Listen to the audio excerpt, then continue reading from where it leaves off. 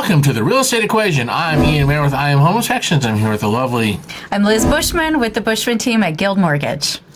Today we're going to cover home buyer FAQ, frequently asked questions by home buyers. Ready, Liz? I'm ready. Let's do this. How can I quickly estimate how much I can afford to spend on a home?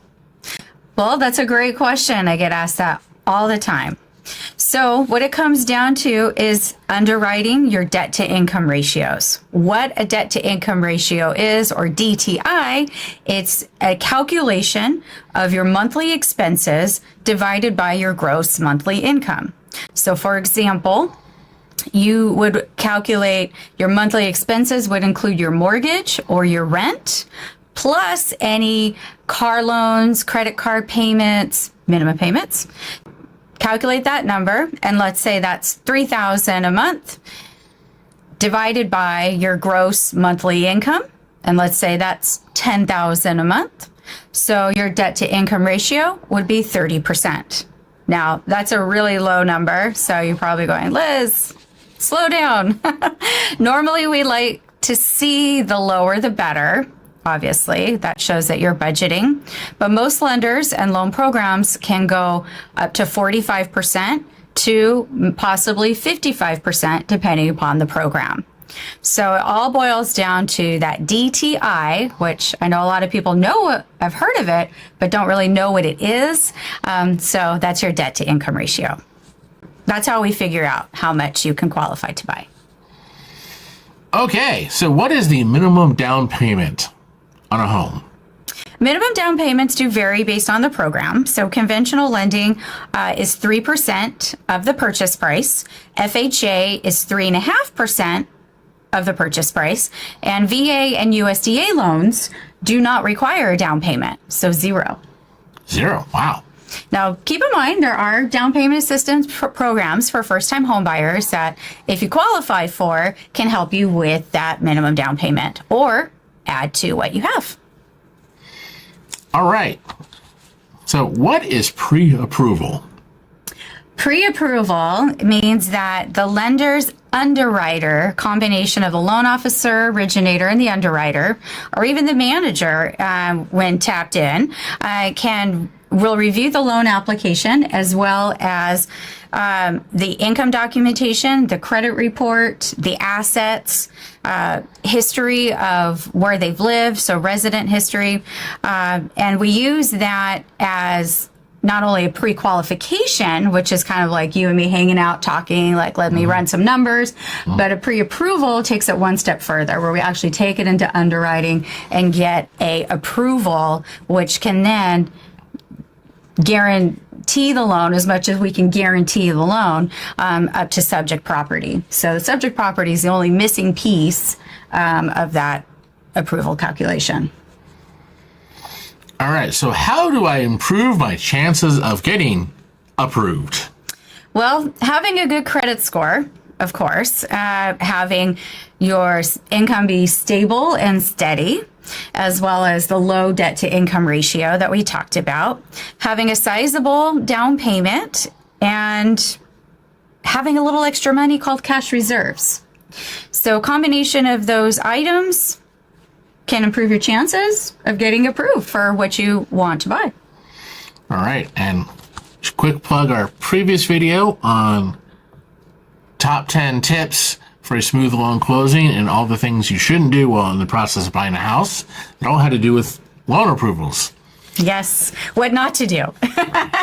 So don't go out spending a ton of money on your credit cards unless you intend to pay them off before closing. All right, here's the big question. What's the difference between a fixed rate and an adjustable rate mortgage? So two different types of loan programs. A fixed rate is going to offer a fixed interest rate and a fixed payment for the term of the loan. So you know what your payment's going to be, not going to change. And eventually the loan will be paid off. So on a 30-year loan, you'll have the same payment for 30 years. Now on an adjustable rate mortgage, that's a fluctuating interest rate based on market conditions. So fluctuating means that your interest and your payment are going to change variable is the term that we use a lot. Some programs that offer adjustable rate mortgages have lower interest rates. So that's why people do it.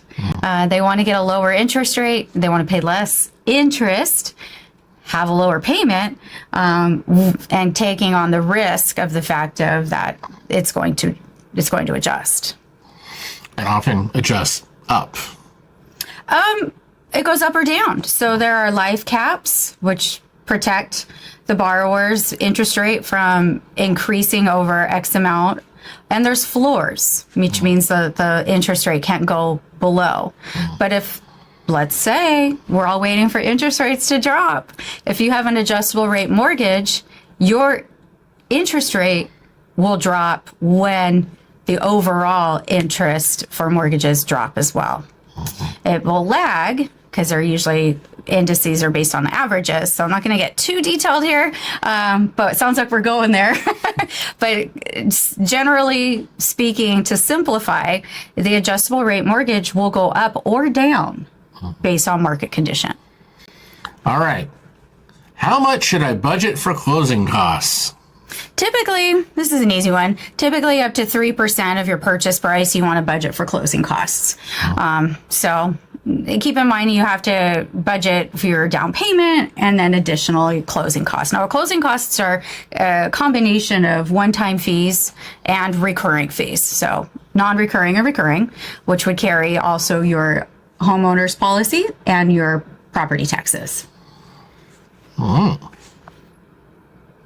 So, a question that I hear as well as Ian, because we have to appraise the home, but we highly recommend a home inspection report. So, Ian, tell me and tell our listeners, why should a buyer have a home inspection? The main purpose of the home inspection is to fully inform you about the condition of the home. Some people get this false sense that it is to find out if there's something wrong so they can get a lower price or beat up on the seller or get a discount.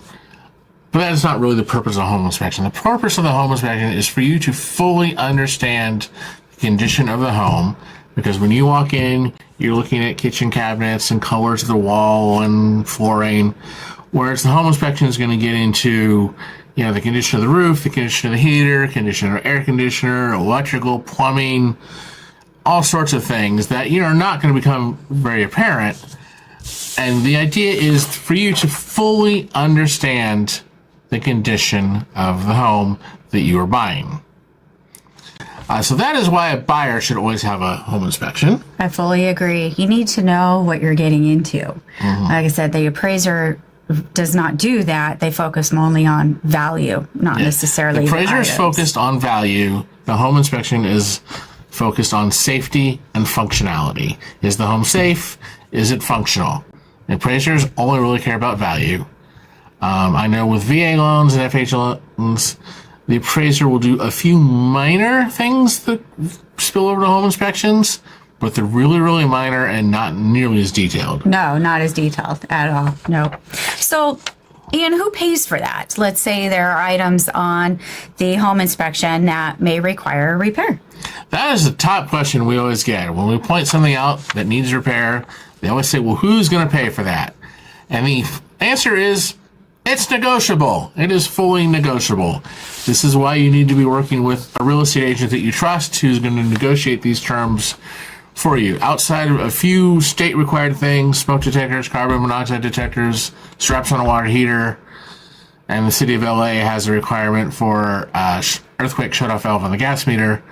Other than that, the house can be on fire, and I'm still allowed to sell it to you as long as you're willing to buy it on fire. So everything else is negotiable. There are no rules or laws that specify who has to pay for anything that will come up on the home inspection outside of those few little government requirements. So it's very important that you're working with an agent that you trust to help negotiate the best terms for you on those repairs. So, without focusing on the fire parts because as a lender, we can't fund that loan until we get a second inspection from our point of view to make sure the house isn't on fire. But let me ask you, buyers will ask me, and as I coach them to, I again highly recommend a home inspection, even though it's not required for the loan. How much will repairs cost on average? What do you see? Well, that can really vary depending on the home and the age, the condition. And that's one of the questions we get asked all the time is, now you've identified all these issues, how much is it going to cost to fix them? Now, the California Business Professional Code, Section 7196, says home inspectors are not allowed to do any repairs on the home that we inspect. Because imagine how unethical that would be if I said, hey, Liz, for $500, I'll fix these things that I pointed out to you. And you'd be like, well, okay, cool. Where do I sign up? Yeah, right. But that would be really unethical. So that's always something we've strayed away from. We have a new program. We've partnered with a company called The Quick Fix. And you take your home inspection report and you upload it to them. And they will go through the entire report, and 24 hours later, we'll give you a line-by-line estimate of everything it is in the report. Wow, that's pretty cool. That's pretty cool. So does that cost the home buyer extra to do that, or is that included? They charge $59, but we have a special discount code on our reports that will get you $10 off. And that is much cheaper than trying to call 101 contractors, trying to get a bunch of estimates and people to come out. Yeah. They will simply do it based on the pictures that we take. Nice. That's awesome service you have. Always looking out for the customer. Yes. All right, Liz, so here's another question for you. What is a title search? Well, not to jump ahead or behind, but we had our wonderful Jessica Wood come out and talk about title in our previous episode. So I'll just keep this one brief. A title search checks public records to confirm the seller's legal right to sell the property, and also identifying any outstanding liens or claims against it. And in return, there's title insurance policies that protect the buyer. That will be a closing cost on the loan transaction. All right. Yes, please see our previous episode. What is earnest money? Earnest money, we call it the earnest money deposit, or EMD. And that is, like it says, it's an earnest money deposit showing your commitment to buying the house. Now, it's typically around 1% to 3% of the purchase price. Now, it is negotiable. So, again, talk to your agent on the representation there. That money is set aside and put into escrow and held until closing. All right, which goes right into our next question. What is closing? Closing is a big term. I'll try to narrow it and simplify. Well, it's the last step. It's where we high-five each other and go, yeah, we're almost done. Buyers and sellers will sign agreements and legal documents, some with a notary, some are just certified, and the transfer of ownership. So it's the last piece of the transaction before the buyer gets the keys. Now, typically, closing can be same day, or it could last up to a week, depending upon the transaction. I like to get my buyer's loan docs out early and then allow the seller to agree to close early if that's, an option. But it is the last step of the loan, and any buyer's remaining closing costs are proceeded into escrow. All right. So what funds are needed at closing? So typically we have our buyers wire the funds into closing. It's just easier and more efficient that way than handing over a check. No personal checks, But funds needed at closing are also referred to as cash to close, and that includes all the closing costs, as I mentioned before, recurring, non-recurring, your down payment, and what we call the net balance, because you've already put in a deposit in your earnest money deposit. So whatever the balance is what the final number can be, and it will vary based on transaction. Now, there are some programs to plug some down payment assistance and closing cost assistance programs that might cover all of it. And so you get your earnest money deposit back Wouldn't that be nice? That would be nice. Yeah. So certain VA and USDA loans that offer down payment assistance when there is no need for a down payment, that can be allocated over to closing cost assistance. And voila, you have a really good deal for those that qualify for the VA and USDA. All right. The number one top question we frequently get asked: is now a good time to buy a house? Yes, drum roll, please. I think you all hear that one as well. So here's my answer to that, and chip in if you want. When you are ready, it's time to buy. So sometimes it's life that pushes you. Sometimes it's the house that you see when you're just perusing Zillow at midnight because you can't sleep. And there's that motivation, there's that trigger there to instantly, get financed and make an offer. But it's when you're ready. In California, keep in mind, homes appreciate at a rate of 1% per month over a month. That's huge. So if you wait, there's a good chance, based on that data, that the house is going to cost you more if you wait. And who wants to pay more? I personally wouldn't. So in this competitive market where we have high interest rates and sometimes challenging sellers and challenging qualifying guidelines, I say if you qualify, you buy, you're ready. Let's get you in that home.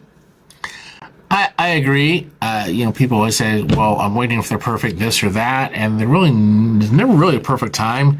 It's sort of like when you're standing on the edge of a pool, if you jump in, the water's going to be cold for a second, and it's going to be really uncomfortable for a second. But once you jump in and start swimming around, you're going to be so happy you did. And it's the same thing with buying a house.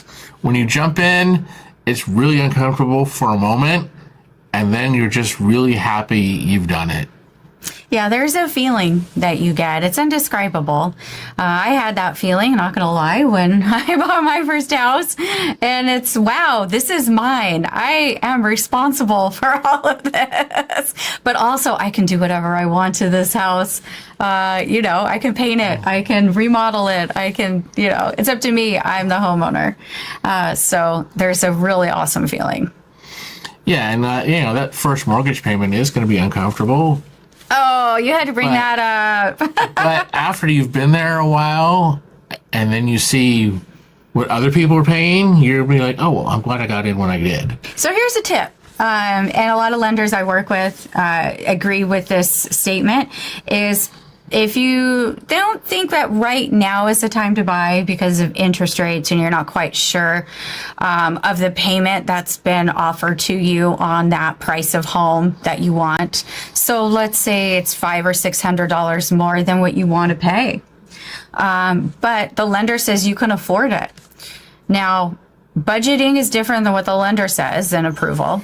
So what we all agree is try making that payment, but pay yourself that difference by putting it into the savings account. So it's that $500 or $600 more that you don't think you can afford. Try it out. You never know. As again, getting that feeling of home ownership versus paying the landlord, give it a shot. Make that payment. Try it out first. Then if it's really a burden, then you did the right thing. But if it's not a burden, hey, you know what? Door is available. Let's start shopping for that home. And then plus you get the tax write-off at the end of the year, so. Oh, there's plenty of benefits. Are we ready for a podcast? Another one? The benefits of home ownership. All right. There's so many benefits, other than you're not paying your landlord. You are the landlord.